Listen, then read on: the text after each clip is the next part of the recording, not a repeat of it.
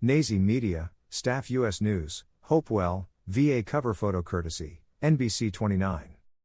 4 inmates at a federal minimum custody facility in Hopewell, Virginia, reportedly escaped from the facility overnight.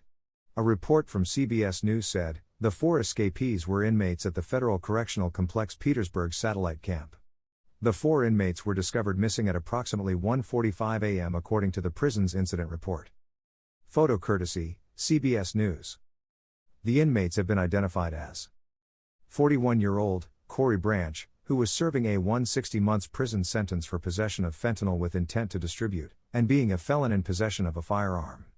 44-year-old, Tavares LaJuan Graham, who was serving a 120 months prison sentence for possession with intent to distribute 500 grams or more of cocaine, 28 grams or more of cocaine base, crack, and possession of a firearm in furtherance of a drug trafficking crime. 30-year-old Rashawn Willis, who was serving a 216 months prison sentence for possessing and concealing a stolen firearm, and possession of a firearm by a convicted felon.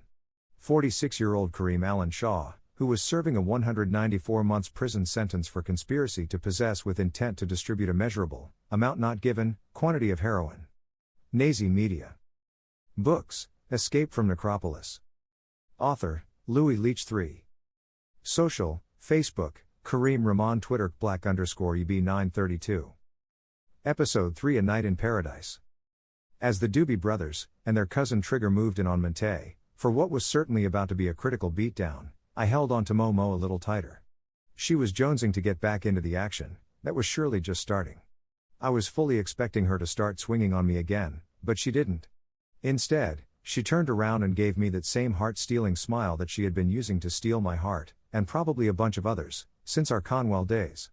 Little shit like that used to work on me back when I was a child, but I'm a grown-ass man now. And honestly, I'm even more confused about why she always smiled at me like that every now and then.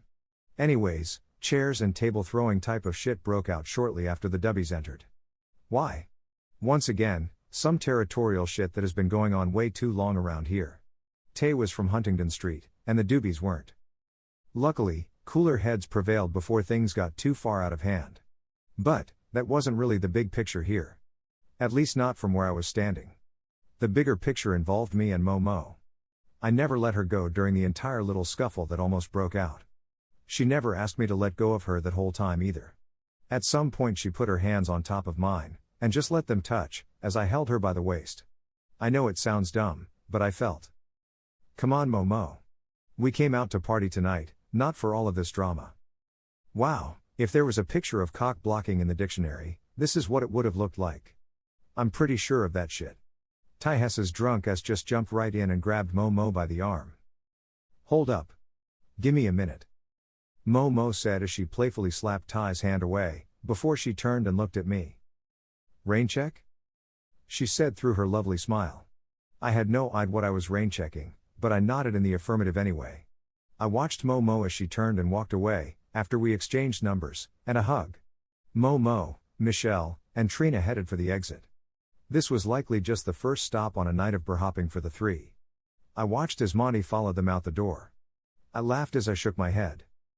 Defuke is going on over there? I said out loud without even meaning to. High-stakes poker game. I heard a voice respond to my inquiry. It was my youngin' Vic. And he was with one of my other favorite youngins, Deep Waters. But, these dudes didn't look like the same youngins that I remember. 12 years ago these little jokers were going to the store for dudes like myself. Now, these two were standing in front of me, all decked out in 3-piece suits that had to easily have set them back $10,000-$50,000. Easy. Vic was wearing a watch that was so expensive, that I wouldn't even attempt to tell you I know how to pronounce the shit. And Deep Waters? Man, this joker had on a ring that had so many diamonds in it, that the bar could have turned off the lights, and we'd still be lit. You heard? These two cats were the living definition of fly. But, they were still my youngins. I had to grind these weird little niggas up a little. At least, for old time's sake, right? My two favorite people in the world, Victor Whipped Cream Land and Deep Dickhead.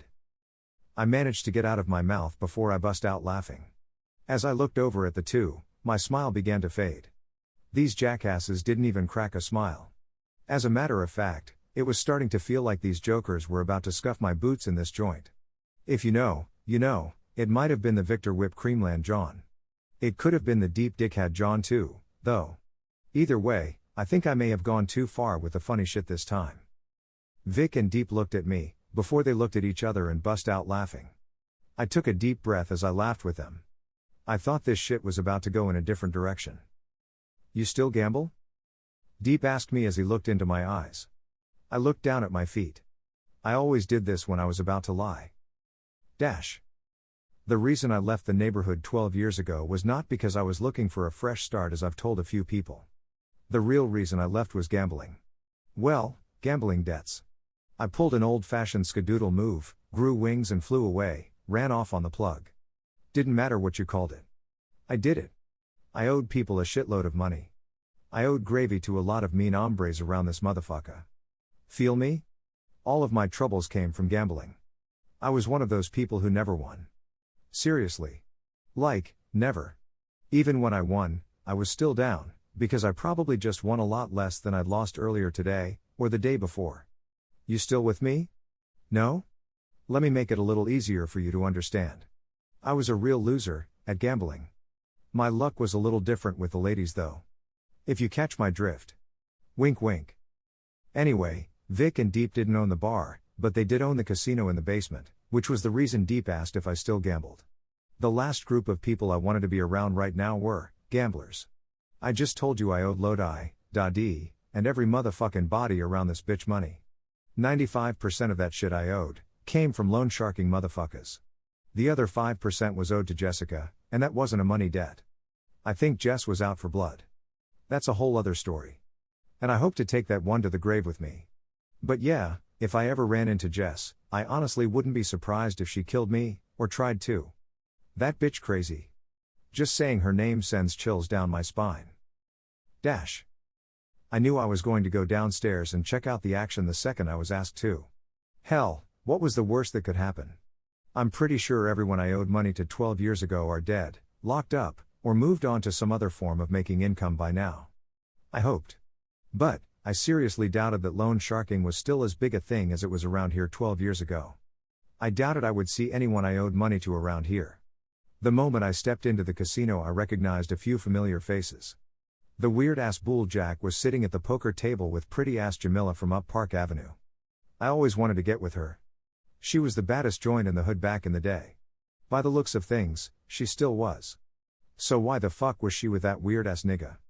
Things that made you say, Anyway, it wasn't money, that was for sure. Jamila had always been known as one of the biggest gamblers around here, and after taking a look at her neck, wrist, and diamond earrings, sis was still doing it big. I smiled as I looked in Jamila's direction. She smiled as she waved at me. I gave a nod to the weird-ass Bull Jack, as I continued to scan the room for familiar faces in the crowded casino. Hey stranger. I heard someone say from behind, before I felt a hand on my shoulder. If it was one thing I knew, it was the feel of a woman's hands on my body. This was definitely a woman with her hand on my shoulder. I smiled as I turned around to see what beauty awaited my eyes. It was fucking Jessica. The one person I was hoping to avoid running into more than any other person in the world right now. Hey Jess, how you been?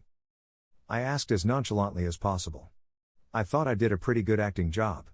The truth was that I was sweating bullets, and might be feeling some actual ones shortly. You know how I've been. I've been waiting to do this. Jess whispered into my ear before she cupped my balls in her hand. I could feel her begin to squeeze me nads.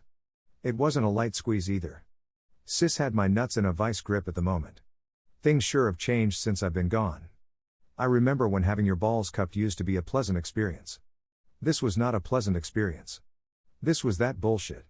I dared not say a word to Jess about it, but I said this shit to myself, right before I dropped to my knees from the pain of being used as a fresh orange, who just had the orange juice squeezed out of it. Jess had finally freed the balls and I dropped right to the ground and balled up like a baby, as I grabbed me nads and writhed around on the floor in extreme pain. Jess laughed before she kicked me in the back. Come to my office and see me before you leave this casino, dickhead. Jess said calmly before she turned and walked away. Office? I asked, mostly to myself. What the fuck was she talking about?